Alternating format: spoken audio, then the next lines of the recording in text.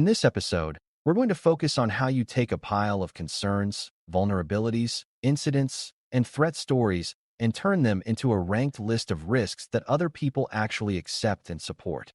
Beginners often think ranking is just common sense, like picking the scariest thing first. But in real organizations, priorities are challenged, budgets are limited, and people want to know why your top risk is truly top. When you rank risks with evidence, you give decision makers a reason to agree, and when decision makers agree, priorities become defensible and funding becomes possible. Evidence does not mean perfect certainty, because risk is always about uncertainty, but it does mean you can point to facts, patterns, and credible reasoning that support your conclusions. The goal is to learn how to build that reasoning in a way that stays calm, clear, and business first, so your ranking does not sound like opinion or fear. This is core to GIC strategic planning, policy, and leadership, GSTRT, because strategic leadership is measured by how well you justify trade-offs under pressure. Before we continue, a quick note. This audio course is a companion to our course companion books. The first book is about the exam and provides detailed information on how to pass it best. The second book is a Kindle-only ebook that contains 1,000 flashcards that can be used on your mobile device or Kindle. Check them both out at cyber.author.me in the Bare Metal Study Guide series. A good starting point is getting clear on what risk actually means, because many beginners use risk as a synonym for bad thing.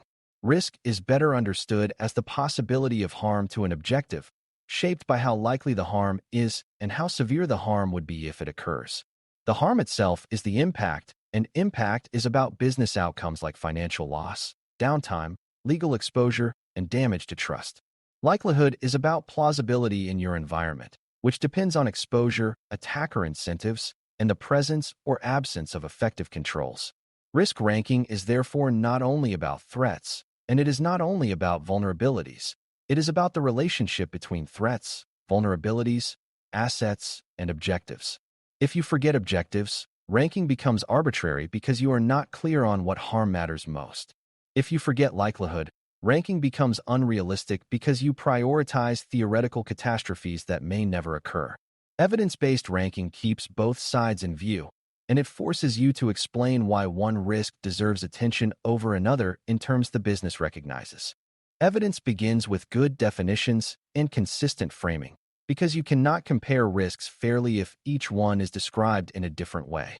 A defensible risk statement usually names the asset or process at risk, the threat scenario, and the business impact if the scenario occurs. For example, a risk might be that unauthorized access could lead to exposure of sensitive customer records, resulting in legal obligations and loss of trust. Another might be that a disruption in a critical dependency could cause service downtime and revenue loss. When risks are written clearly at this level, you can compare them because they are expressed in a shared structure. Beginners often list risks as technical items, like weak passwords, unpatched systems, or missing monitoring, but those are conditions, not fully formed risks. Conditions contribute to risk, but decision-makers fund risk reduction when they can see the outcome and the consequence. A shared risk statement format is evidence-friendly because it forces clarity and reduces the chance that ranking is driven by whoever explains their issue most dramatically. Impact evidence is often the easiest to gather because it is tied to how the business operates and what it values. You can estimate impact by looking at which processes are critical, what systems support them, what obligations exist, and what history tells you about the cost of disruption. Evidence can include known revenue dependency on a service, contractual penalties for downtime, the sensitivity of data involved, regulatory requirements, and the operational cost of incident response. Evidence can also include business context, such as whether the organization is in a growth phase where reputation and customer trust are especially valuable, or whether it is in a cost control phase where operational efficiency is a priority. The important part is that impact evidence should not be a generic statement like "this would be bad." It should connect to something tangible, such as loss of sales during an outage, cost of notifying affected customers, or inability to deliver on commitments. This does not require perfect numbers, but it does require a clear, reasoned description of consequences that are meaningful to stakeholders. Likelihood evidence is where beginners often get stuck, but it becomes manageable when you focus on observable drivers instead of trying to guess a numeric probability. Exposure is a major driver, meaning how reachable the target is and how many opportunities exist for a threat actor to attempt the scenario. A system that is widely accessible, tightly integrated, or heavily used may offer more opportunity for mistakes and attacks. The prevalence of the weakness is another driver, meaning whether the vulnerability or misconfiguration is common and easily exploited. Threat actor incentives are also a driver, meaning whether attackers have a reason to target the asset, such as financial payoff, valuable data, or leverage for extortion.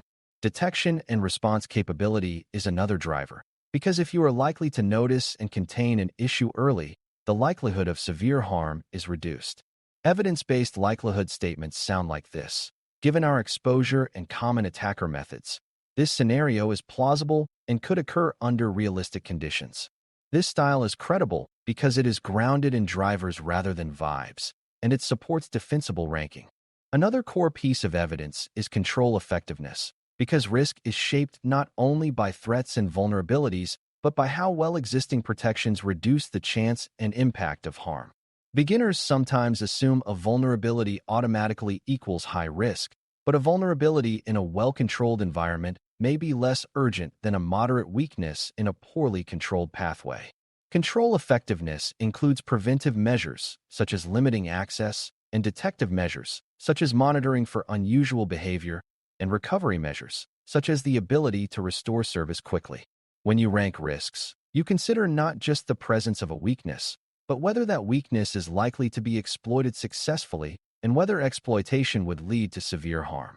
Evidence can include known gaps in control coverage, inconsistent enforcement of guardrails, lack of clear ownership, or weak recovery readiness. Control evidence also includes positive findings, such as strong segmentation or good audit practices, which can lower risk ranking for certain scenarios. This balanced view is important for credibility because it shows you are not simply looking for problems, you are assessing reality. To make priorities defensible, you also need to address uncertainty openly, because pretending certainty can undermine trust. Risk ranking is an informed judgment, and evidence reduces uncertainty but does not eliminate it. A mature approach acknowledges where evidence is strong and where it is weaker, and it explains what additional information would improve confidence. For example, you might have strong evidence of impact because the process is clearly critical, but weaker evidence of likelihood because visibility is limited. In that case, a strategic action might be to improve visibility as a way to reduce uncertainty, which itself can be a high-value investment. Decision-makers respect honesty about uncertainty more than they respect false precision, and the exam often rewards answers that are defensible and realistic rather than overly confident. Being defensible does not mean being perfect. It means being transparent, consistent, and grounded in what you know. When your ranking includes uncertainty considerations, it becomes easier to adjust later without losing credibility, because you were honest about what was known and unknown from the start.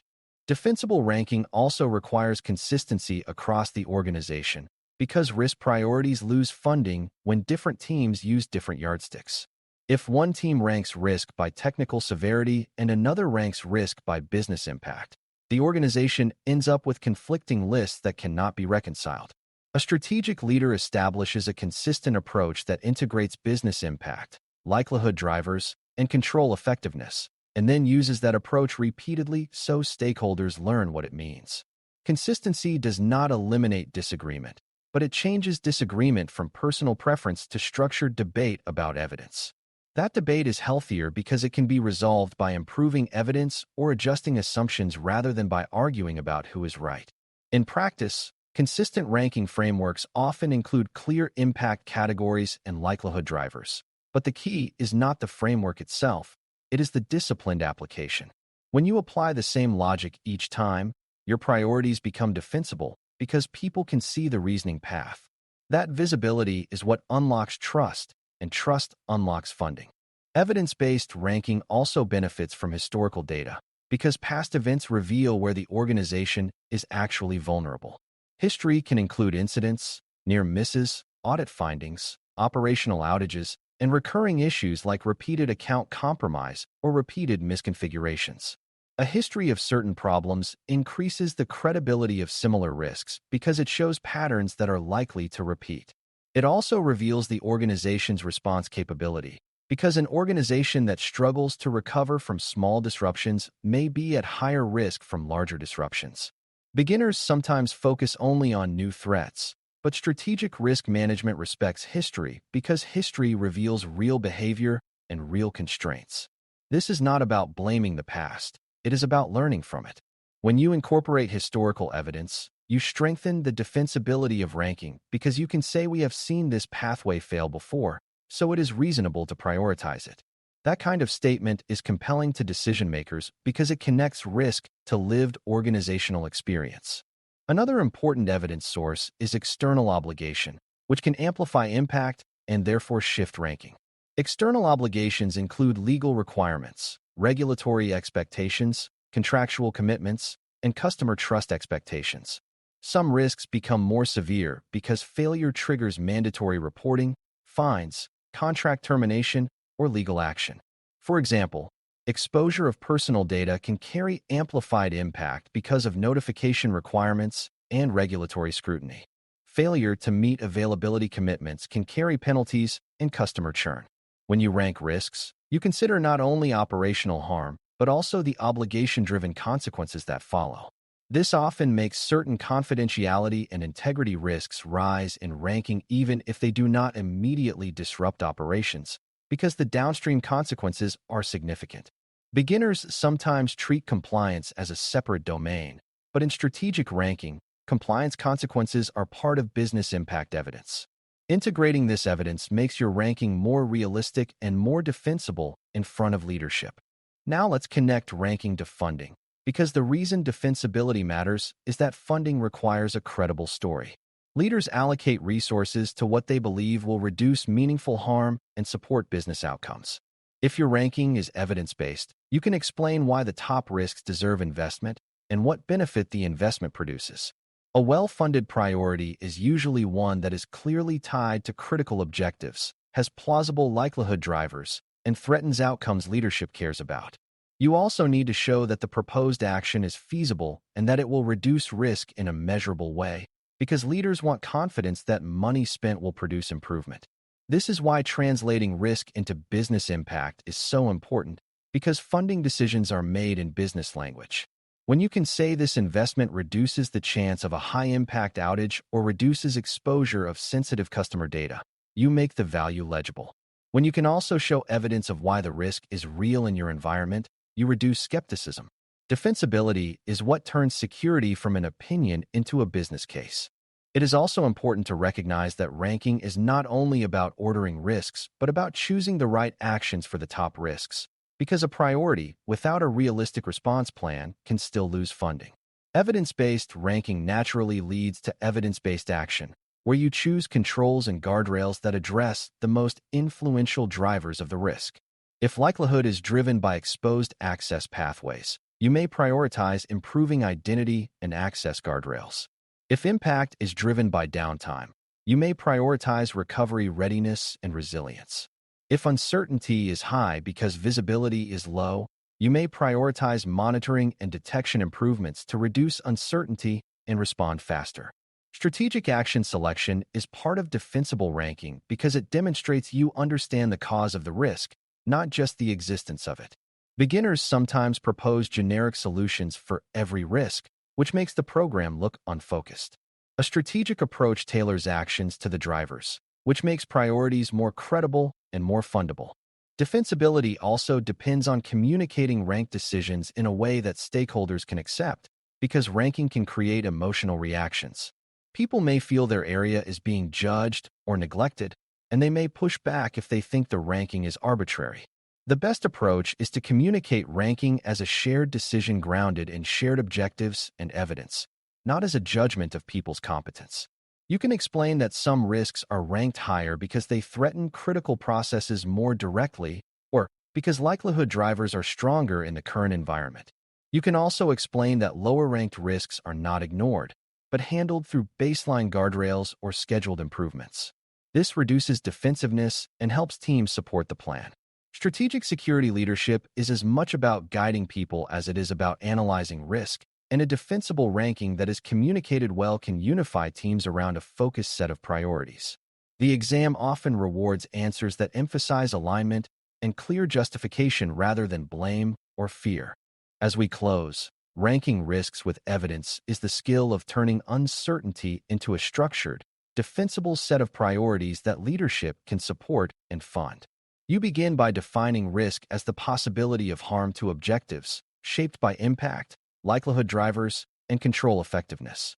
You express risks in a consistent format that links scenarios to business consequences, and you gather impact evidence from critical processes, obligations, and tangible operational realities. You assess likelihood using observable drivers like exposure, common attacker methods, incentives, and your ability to detect and respond. You include control effectiveness as evidence, and you treat uncertainty honestly by explaining what is known and what needs better visibility. You use history and obligations to strengthen credibility, and you maintain consistency in how ranking is done so priorities do not feel arbitrary. Finally, you connect ranking to action and funding by showing how investments reduce risk to critical outcomes in ways leadership can understand. When you can do this, your priorities become defensible, your program becomes coherent, and your security investments become far more likely to be supported because they are built on evidence rather than on fear or intuition.